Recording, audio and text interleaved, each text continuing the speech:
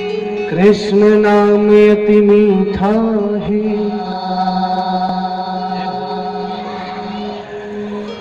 कृष्ण नाम अति मीठा है,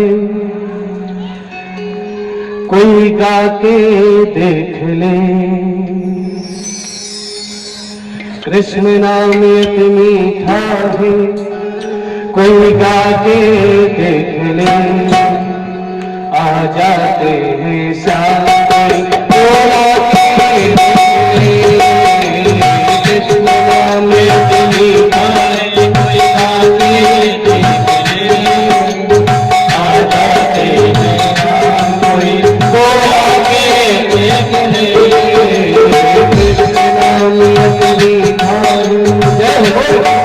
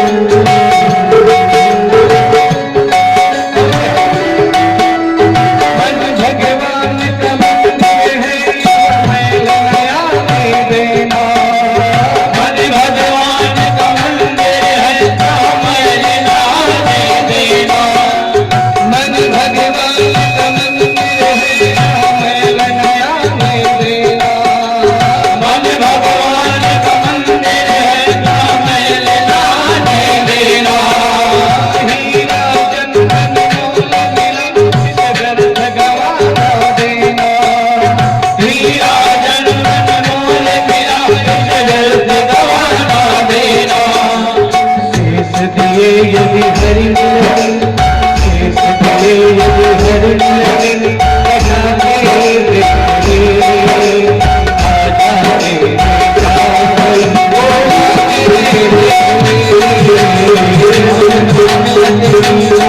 कोई गा के देख ले। आ जाते हैं बोला के देख ले।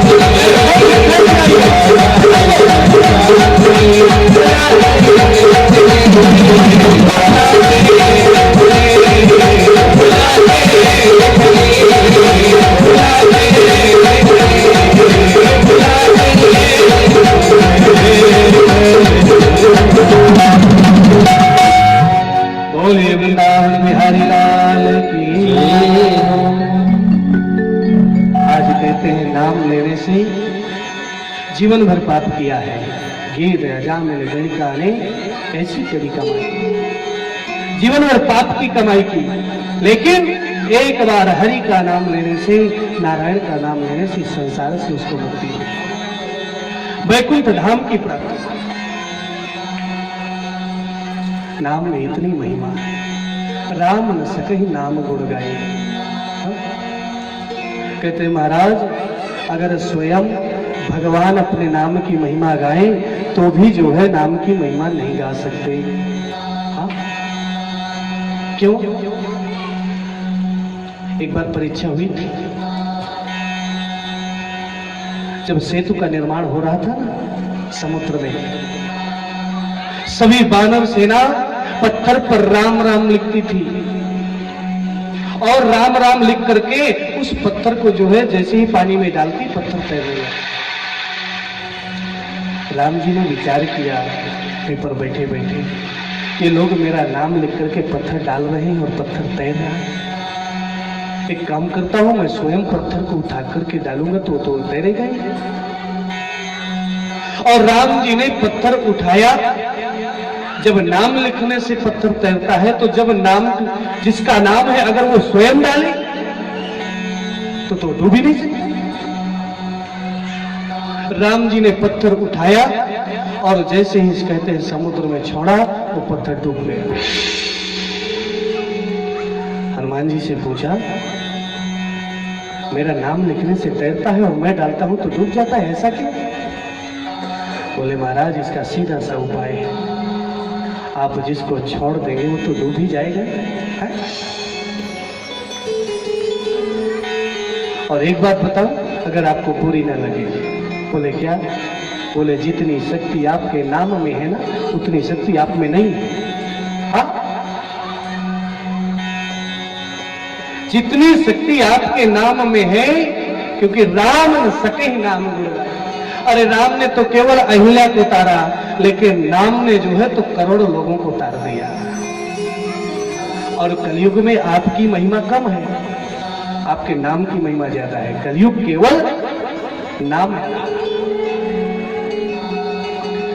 इसलिए हमें भगवान का नाम लेना चाहिए, भगवान का भजन करना चाहिए। धीरे धीरे कहते हैं ये कथा आगे बढ़ी। महाराज युधिष्ठिर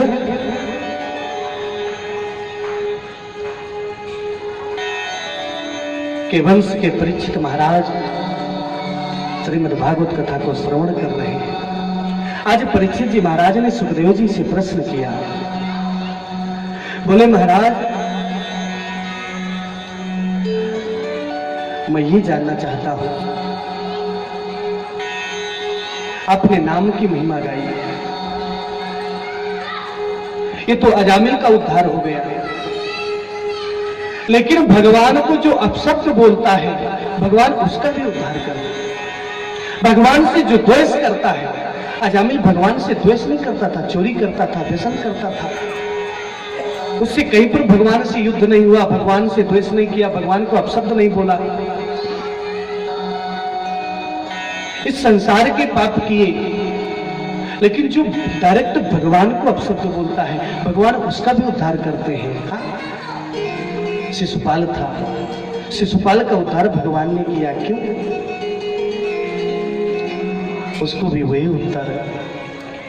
शिशुपाल जितनी बार अपशब्द बोलता है भगवान का चिंतन तो करता है, यानी भगवान का चिंतन भी करेंगे तो भी मुक्ति मिलेगी, चाहे किसी भी भाव से करो, चाहे द्वेष से करो। रावण को मुक्ति मिली, कंस को मुक्ति मिली, जिन्होंने जो है भगवान का चिंतन किया उनको मुक्ति मिली। और इसी कथा में आगे परम दिव्य वो कथा आ रही है जिसकी अभी थोड़ी देर बाद आपको सुंदर झांकी भी यहाँ पर देखने को मिलेगी। हिरण्यकश्यप, हिरण्याक्ष का उद्धार तो आप लोगों ने कल सुना, वराह भगवान ने हिरण्याक्ष का उद्धार किया। सूत जी महाराज से प्रश्न किया, महाराज हिरण्याक्ष के उद्धार के बाद हिरण्यकश्यप क्या शांत बैठा रहा? उसका भगवान के प्रति द्वेष नहीं बढ़ा? बोले बिल्कुल बढ़ा। हाँ, बढ़ा, इतना बढ़ा कि कहते हैं वो जंगल चला गया तपस्या करने के लिए। कयाधु को यही आश्रम में छोड़ करके, और कयाधु कहते हैं उस समय गर्भवती थी। जैसे वो जंगल में तपस्या करने के लिए चला गया, इधर जो है इंद्र ने सोचा कि कयाधु के अंदर हिरण्यकश्यप राक्षस का पुत्र जो है पैदा होने वाला है, गर्भ में है, तो एक काम करता हूं, कयाधु को ले आता हूं, जैसे उसके पुत्र का जन्म होगा वैसे ही मार दूंगा।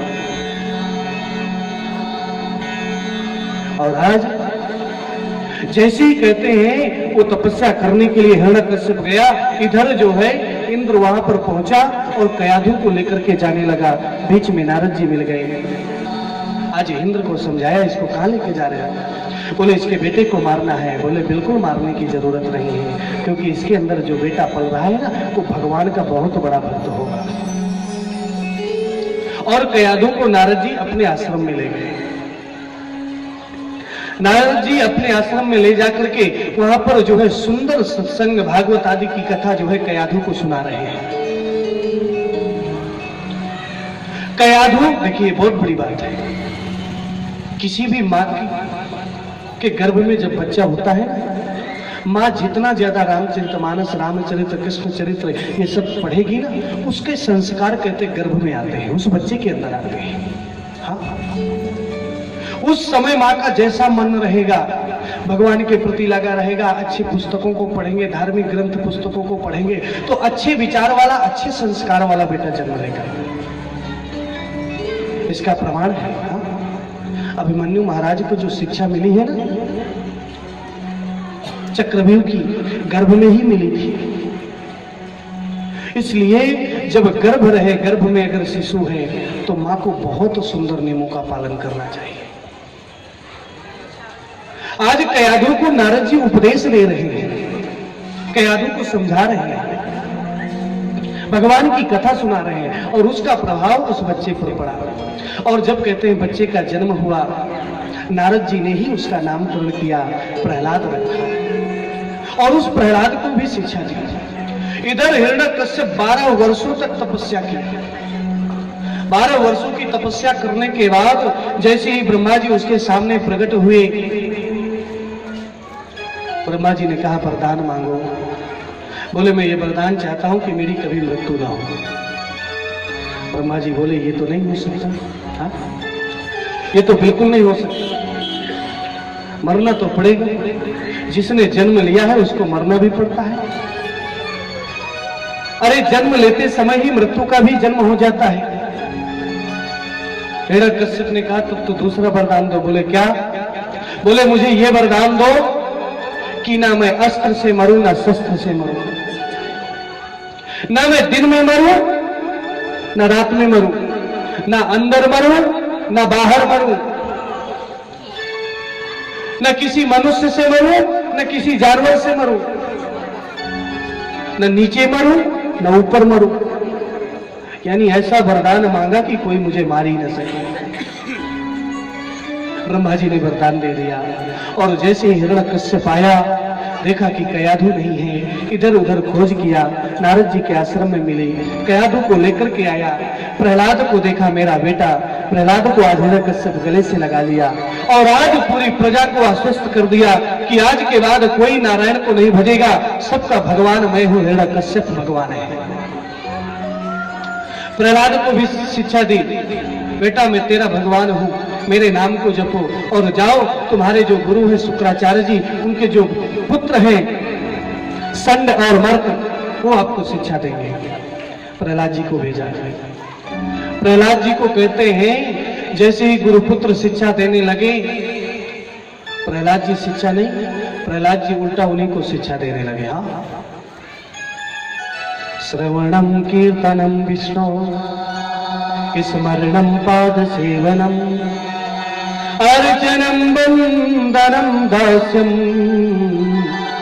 सख्यमात्मनिवेदनम। नवदा भक्ति की शिक्षा देने लगे। जैसे ही कुछ समय के बाद हिरण्यकश्यप फिर से बुलाया, बोलो तुमने कौन सा क्या पढ़ाई किया, गुरु ने तुम्हें क्या शिक्षा दी कि एक अक्षर का ज्ञान हुआ। प्रहलाद बोला पिताजी अगर अक्षर का ज्ञान हो जाए तब तो हमें मुक्ति मिल जाए। क्यों? क्योंकि अक्षर तो ब्रह्म है। हिरण्यकश्यप बोला ये तू बकी बकी बातें क्यों कर रहा है? अरे तूने कुछ पढ़ाई की कि नहीं? हमारे दैत्य समाज में क्या नियम है उनको पालन किया कि नहीं? देवताओं से हमारा विरोध है, देवताओं के विपरीत शिक्षा प्राप्त की कि नहीं? बोले महाराज इस जन्म में किससे शिक्षा लेना? इस जन्म में ये मनुष्य का जन्म मिला है, ये द्वेष और लड़ाई झगड़े प्रेम करने के लिए नहीं है, ये तो भगवान का भजन करने के लिए है और अपने इस कर्म को सुधारने के लिए है। हिरण्यकश्यप को तो भयंकर क्रोध आया, प्रहलाद को पकड़ करके कहते हैं जमीन पर पटक दिया। बार बार समझा रहा लेकिन कोई फर्क नहीं पड़ रहा। कहते हैं हिरण्यकश्यप को तो इतना क्रोध आया कि कई बार प्रहलाद को मारने का प्रयास किया, पहाड़ से फेंका, अग्नि में जलाया, हाथियों के झुंड में फेंका, लेकिन प्रहलाद जी हैं मरते नहीं। क्यों? क्योंकि मारने वाला हिरण्यकश्यप नहीं है, मारने वाला है भगवान, बचाने वाला है भगवान, मारने वाला है भगवान, बचाने वाला है भगवान, मारने वाला है भगवान, बचाने वाला है भगवान, मारने वाला है भगवान, बचाने वाला है भगवान।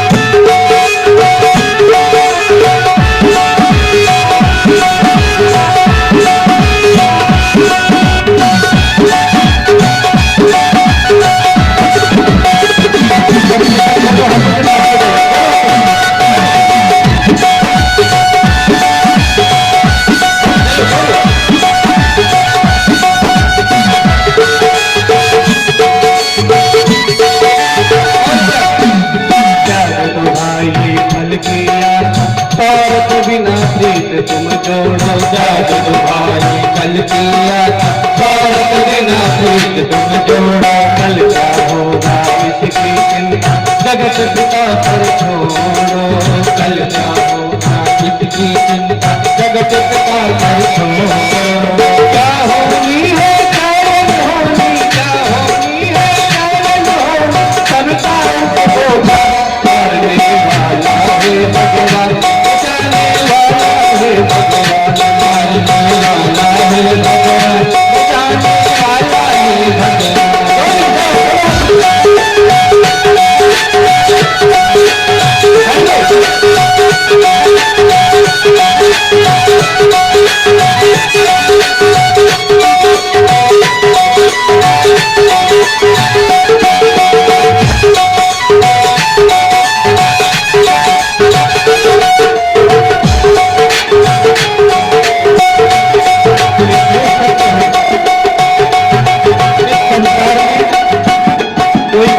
कुछ नहीं कर सकता। जल थल अग्नि आकाश हर जगह अगर किसी का चलता है तो परब्रह्म का चलता है। बिना उसकी कृपा के इस सृष्टि का एक पत्ता भी नहीं हिल सकता। हम जो सोचेंगे ना वो कभी पूरा नहीं हो सकता, लेकिन वो जो सोचेगा वही पूरा होगा। जल थल अग्नि आकाश गगन केवल उसकी सत्ता है, जल थल अग्नि आकाश गगन केवल उसकी सत्ता है, उसकी मर्जी बिना यहाँ हिल न सके पत्ता भी, उसकी मर्जी बिना यहाँ पर हिल न सके पत्ता ही। उसी का सौदा यहाँ पे होना, उसी का सौदा यहाँ पे होना, उसी का सौदा यहाँ पे होना, उसी का सौदा यहाँ पे होना, उसकी शक्ति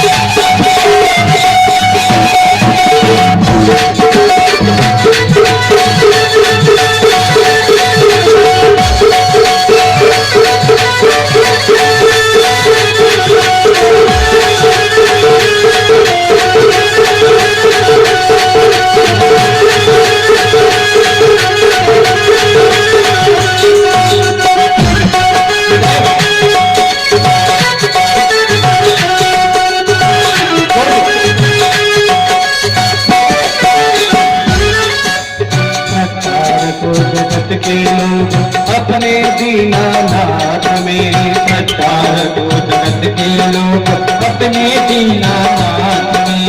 लाभ हानि और जीवन मृत्यु सब कुछ उसके हाथ में, लाभ हानि जीवन और मृत्यु सब उसके हाथ में। पालन आता होगा जिसके, पालन आता होगा जिसके रक्षक है डाल मारने वाला।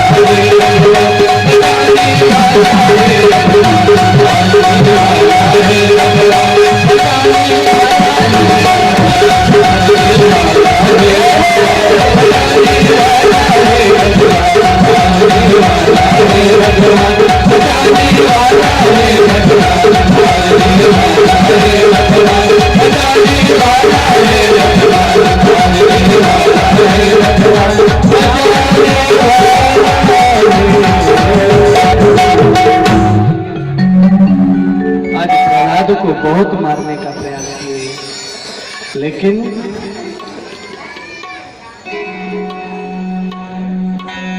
जिसके स्वयं भगवान रक्षक हैं, रक्षक जिसके कृपा निधान, उसका कुछ नहीं हो सकता। पुनः दंड देकर के पुनः जो है शुक्राचार्य जी महाराज के पास भेजा, इसको शिक्षित कीजिए। और आज जैसे ही वहां पर कहते हैं पहुंचे प्रहलाद जी महाराज, अब तो जितने असुर बालक हैं उन असुर बालकों को स्वयं प्रहलाद जी शिक्षा देने लगे। भगवान का भजन करो, भगवान ही सत्य है। इस संसार में जिसने हमको भेजा वही गोविंद है। अब तो सब असुर बालकों को इकट्ठा किए और सब असुर बालकों को इकट्ठा करके उनसे भगवान का भजन कराने लगे। क्या?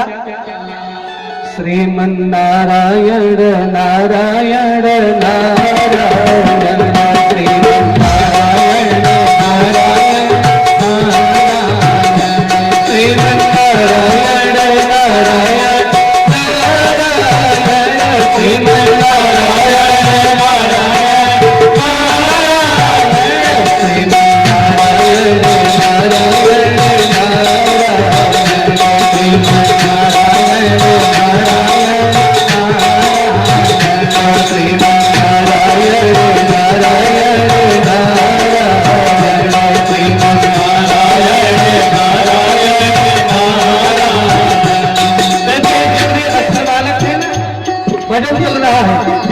सभी असुर बालकों से भजन करा रहे हैं प्रहलाद जी।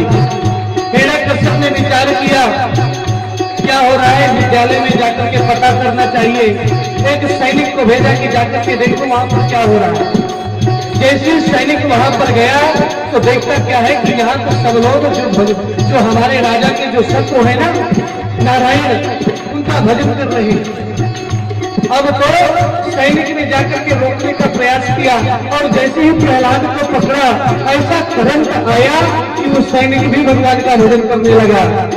श्रीमन्नारायण नारायण नारायण श्रीमन्नारायण नारायण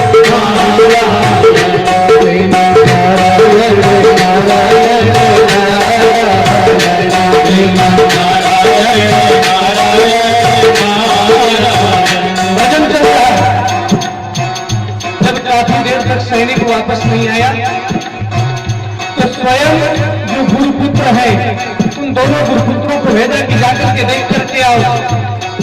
जैसे ही गुरुपुत्र वहां पर पहुंचे वो तो अत्यंत घबरा गए और तुरंत जाकर के रोकने का प्रयास किया। जैसे ही प्रहलाद को पकड़ा तो भगवान की ऐसी आभा आई कि वो भी भगवान का भजन करने लगे। श्रीमन्नारायण नारायण श्रीमन्नारायण नारायण बद्री नारायण नारायण बद्री नारायण नारायण श्रीमन्नारायण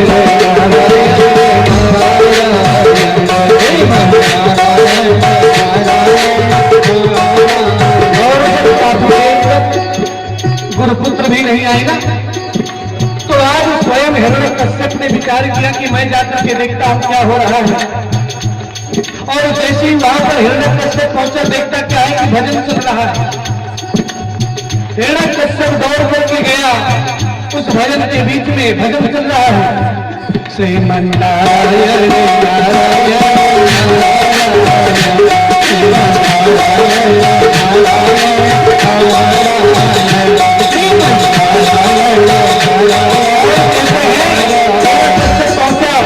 जोर से जमीन पर गदा पट्टी और तुरंत भजन बंद हो गया। तुम वहां तो बंद हो गया है। तूने मेरे अनंत शक्ति को चुनौती दी है। मैं अभी तुझे यमपुरी पर जाता हूं। अब मैं तेरा ताल बनकर तुझे ढूंढने में आता हूं। किसके बलबूते पर इतना बंद कर रहा है? उसके बलबूते पर जो सबका बल है। पिताश्री, आपको ये वही बल देता है, न केवल मेरी और आपकी बल्कि संसार के समस्त बलवानों का बल भी केवल वही है। पिताश्री, भगवान श्री हम बड़े ही दयालु हैं, इसलिए अब भी समय है कि आप अपना अभिमान त्याग कर उनकी शरण ले लें। ये अवश्य आपके अपराध क्षमा कर देंगे। आप क्रोध का त्याग करें पिताश्री। इतनी छोटी सारी उम्र को जल्दी छिपा। अरे अभी तक तो मेरी खाना की पहुंचा नहीं हुआ और मुझे शिक्षा देने लगा। पिताश्री, आप फिर भूल कर रहे हैं। आप जिसे मेरी छोटी सी आयु कहते हैं वो मेरे इस शरीर की आयु है। पिताश्री, मैं इस शरीर के अंदर आत्मा रूप में वास करता हूँ। उसके लिए तो अनंत वंश होती है, वो नित्य है। और फिर जिसे मैंने आत्मा कहा है वो भी अंतिम सत्य नहीं है। आत्मा तो परमात्मा का भी प्रतिबिंब मात्र ही है। उस दृष्टि से हर शरीर में परमात्मा का निवास है। ये मेरे शरीर में है, वही आपके शरीर में है, वही संसार के समस्त कण कण में है। कहाँ दिखता है तुझे तेरा परमात्मा? प्रत्येक वस्तु में, आकाश में, धरती में, हवा में, आग में, दुख में, साधु संतों में और इन बच्चों में भी। आप विश्वास कीजिए पिताश्री, ये सृष्टि के कई कण में है। यहाँ की हर वस्तु नहीं? जी पिताश्री। इस महल में भी? जी पिताश्री, मैं तो इस महल की हर वस्तु में देख रहा हूँ।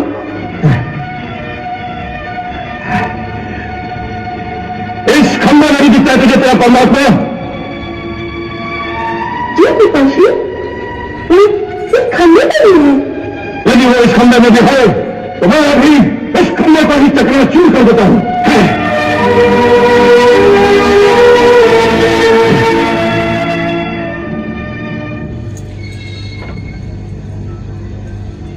यदि इस खंबे में भी तेरा भगवान है तो आज मैं एक खंबा रहेगा, मैं तेरा भगवान हूं।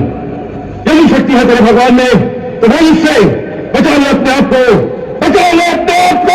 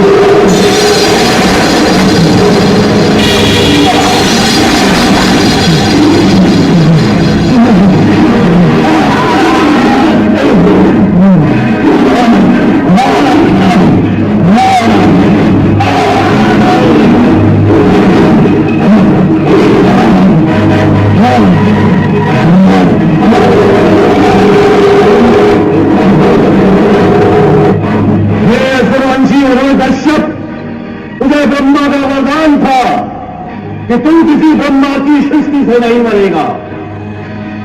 तो भगवान नरसिंह ब्रह्मा की सृष्टि में नहीं है।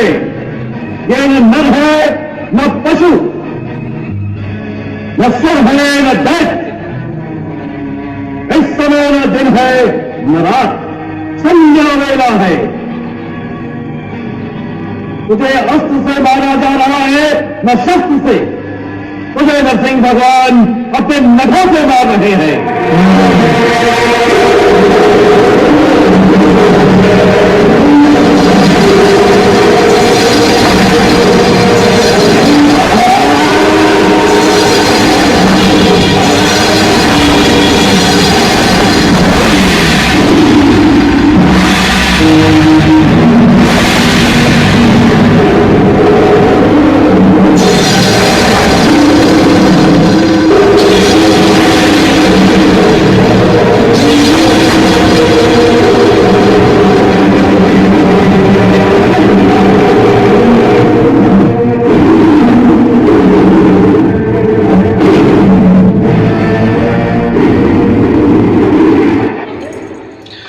बोलिए नरसिंह भगवान की। और इस प्रकार से नरसिंह भगवान ने हिरण्यकश्यप का उद्धार किया। जब से बोलेंगे बोलिए नरसिंह भगवान की जय। आज कहते हैं नरसिंह भगवान इतने क्रोधित हैं कि उनका क्रोध किसी के काबू में नहीं आ पा रहा। स्वयं प्रहलाद जी सामने आकर के उनके क्रोध को शांत किया। आज बड़े ध्यान से सुनिएगा 2 मिनट, और इसके बाद क्रम से सर्वप्रथम मुख्य यजमान के द्वारा नरसिंह भगवान का पूजन होगा। इसके बाद सभी लोग नरसिंह भगवान के पूजन का अवसर प्राप्त करेंगे। आज नरसिंह भगवान प्रहलाद जी से बोले कि बताओ तुम मुझसे कुछ वरदान मांगो, मैं तुम्हें वरदान देना चाहता हूं। प्रहलाद जी ने कहा, मेरी भक्ति हमेशा आपके चरणों में लगी रहे, मैं केवल यही प्रार्थना करता हूं। और मेरे पिता को सदगति मिले, जिस पिता को आपने मारा उस पिता को सदगति मिले। ये पुत्र का धर्म है, पिता कैसा भी हो लेकिन उसको सदगति मिलनी चाहिए। प्रहलाद के इस वरदान को सुनकर के आज नरसिंह भगवान की भी आंखों में आंसू आ गए। नरसिंह भगवान की आंखों में आंसू आ गए। और नरसिंह पुराण में आया है, भागवत महापुराण में तो नहीं, लेकिन नरसिंह महापुराण में आया है कि स्वयं नरसिंह भगवान जो है प्रहलाद जी से क्षमा मांगते हैं। वेदं वपुः क्वच वयः सुकुमारमेता क्षन्तव्यमं यदि मे समये विलम्बः। अरे तुम मेरे भक्त हो, मेरे न आने के कारण तुम्हें कितना कष्ट उठाना पड़ा, जो मुझे इतना विलंब हुआ, उस विलंब में आने के लिए तुम मुझे क्षमा करो। बोले प्रभु प्यारे प्रिय कोमल तिहारे अंग, असुर ने मारे मम नाम एक गाने में। गिरते गिराय मुनि जल में डुबायो हाय, अग्नि में जलाय कमी राखी ना सताने। उनसे लगाय लटकाय कहीं बार बार, करुणा स्वरूप लगे करुणा दिखाने। मंजुल मुखार बिंद चोमी चोमी कहे प्रभु, क्षमा करो पुत्र मुहि देर भैया। क्षमा करो पुत्र मुहि देर भैया। अरे हे पुत्र, मुझे क्षमा करो। जब भक्त की इतनी बड़ी भक्ति होती है तो स्वयं भगवान क्षमा मांगते हैं, स्वयं भगवान। बोलिए नरसिंह भगवान की जय। अब सर्वप्रथम सुंदर भजन चलेगा और हमारे मुख्य यजमान जोड़े सहित नरसिंह भगवान का पूजन करेंगे और इसके बाद क्रम से सभी लोग पूजन करेंगे। श्री राधे।